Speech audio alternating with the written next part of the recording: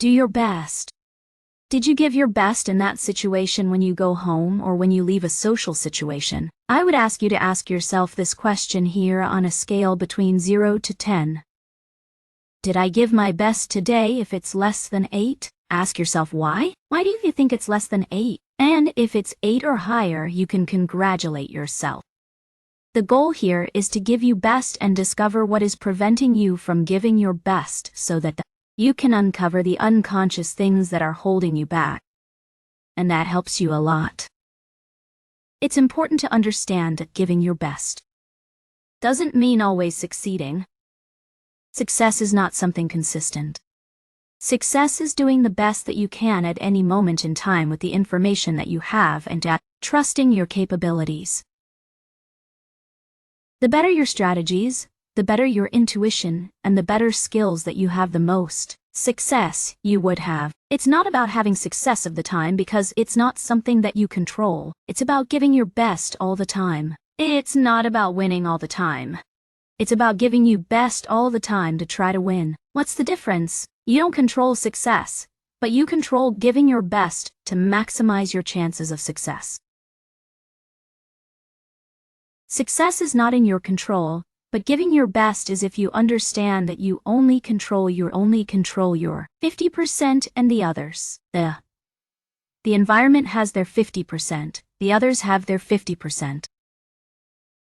Then you focus on giving your best with your 50%, and you let the chips fall where they may, and is the same thing. When I said before, the environment also has 50%. When you give a presentation, you give your presentation to the environment, and you control 50%. And then the environment has their 50%. So instead of focusing on, oh my God, I have to have everyone like me, now focus on giving you best.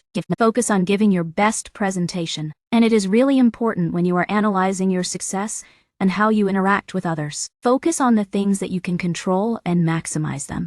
Give your best all the time. Another great tip is to focus on milestones that are in your control.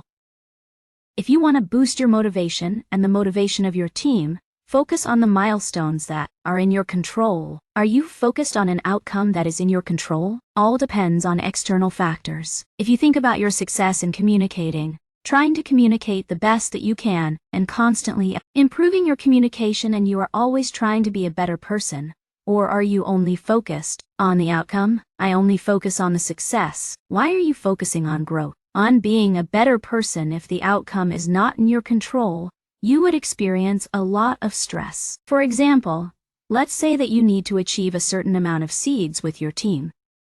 There is that sales target. If you think about that, the sales target is not entirely in your control. So the team has part of the control, but then the clients, the environment. There are many moving pieces, and you may be stressed because you have this goal that is not in your control. So, how could you reduce this amount of stress?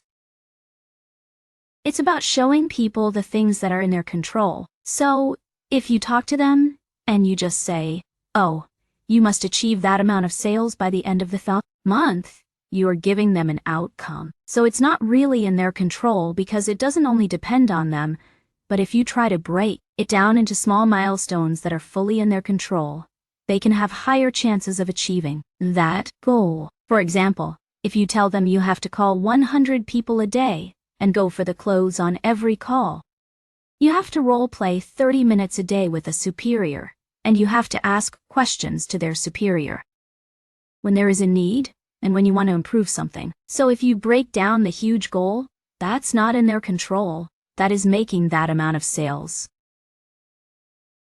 In small goals that are in their control, there would be more motivated, more in control, and have higher chances of success. And of course, it's important the amount of sales that people make. But by giving them goals that they can achieve and that are in their control, they have a sense of posture, having more control and more power. And then it's your job to monitor and to see if that amount of sales has been reached.